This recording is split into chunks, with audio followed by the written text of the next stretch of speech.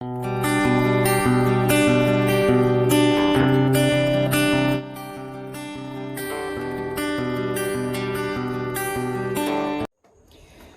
एक राज्य में एक राजा राज किया करता था। उसकी 7 रानियां थीं, परंतु उनमें से किसी को भी आल औलाद नहीं थी। राजा बड़ा चिंतित था और ये सोचता था कि आगे मेरे वंश और राज्य का क्या होगा। फिर किसी ने उन्हें सलाह दी और उन्होंने एक गरीब लड़की को गोद ले लिया और उसे राजगद्दी पर बिठा दिया। गद्दी पर बैठते ही उस लड़की ने वो काम किए कि देश विदेश से उस राज्य में लोग शिक्षा लेने आने लगे और उस राज्य का वंश शिक्षा जगत में विश्व के कोने कोने में फैल गया।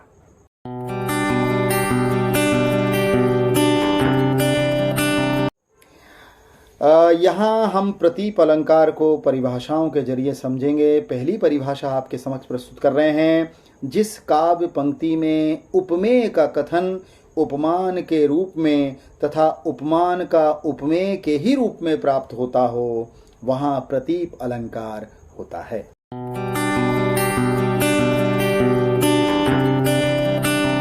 एक और परिभाषा के अनुसार प्रतीप अलंकार को समझेंगे, जहां पर उपमा के अंगों में उलटफेर करने से अर्थात उपमेय को उपमान के समान न कहकर उलटकर उपमान को ही उपमेय कहा जाता है, तो वहां प्रतीप अलंकार होता है।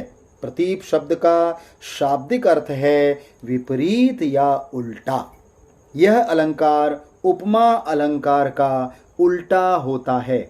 जो उपमा अलंकार की परिभाषा होती है, वो अगर उसे उल्टा कर दिया जाए तो वह प्रतीप अलंकार की श्रेणी में वह परिभाषा आ जाएगी। एक और परिभाषा हम आपके समक्ष प्रस्तुत कर सकते थे, लेकिन ज़्यादा लंबा होने से हमने 2 परिभाषाओं के जरिए और शाब्दिक शब्द अर्थ के जरिए आपको समझाने की कोशिश की कि प्रतीप अलंकार क्या होता है।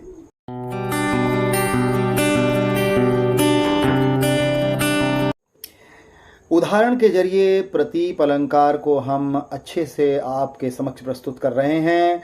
उतरी नहाए जामुन जल जो शरीर सम श्याम। यमुना के काले सांवले जल में नहा करके रामचंद्र जी के शरीर को समानता देकर उसे उपमेय बना दिया है। यहाँ पर प्रतीप अलंकार कहा जा सकता है।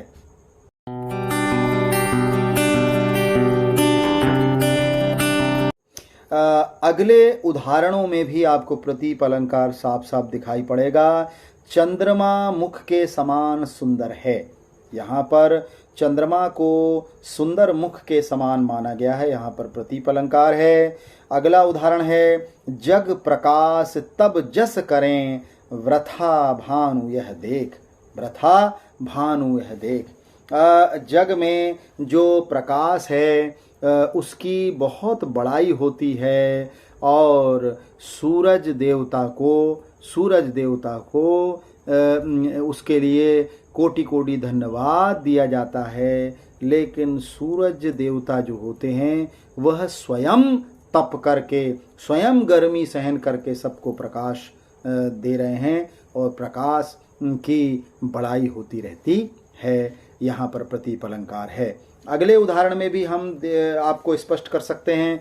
उसी तपस्वी से लंबे थे देवदार 2-4 खड़े। यहाँ पर एक बहुत ऊंचे लंबे तपस्वी से या बहुत ऊंचे मान के तपस्वी से जंगल में खड़े देवदार के वृक्षों की तुलना की गई है। यहाँ भी प्रतीप अलंकार है। यहाँ भी कहाँ तपस्वी और कहाँ देवदार के झाड़। आगे चलते हैं। द्रग आगे मृग कछु नाए। द्रग आगे मृग कछु नाए। तो यहाँ पर इस उदाहरण के जरिए आप समझ सकते हैं। द्रग मतलब आँख, आगे मृग मतलब हिरण। हिरण की चंचलता देख करके ये कह सकते हैं कि आँखों की चंचलता के आगे, आँखों की जो क्रीड़ाएं हैं उसके आगे हिरण की चंचलता और क्रीड़ाएं भी कुछ नहीं हैं। अगला उदाहरण है नेत्र के समान कपल, नेत्र के समान कमल। यहाँ पर नेत्र को कमल के रूप में देखा गया है और नेत्रों को वर्णन करने के दौरान कमल ही माना जाता है।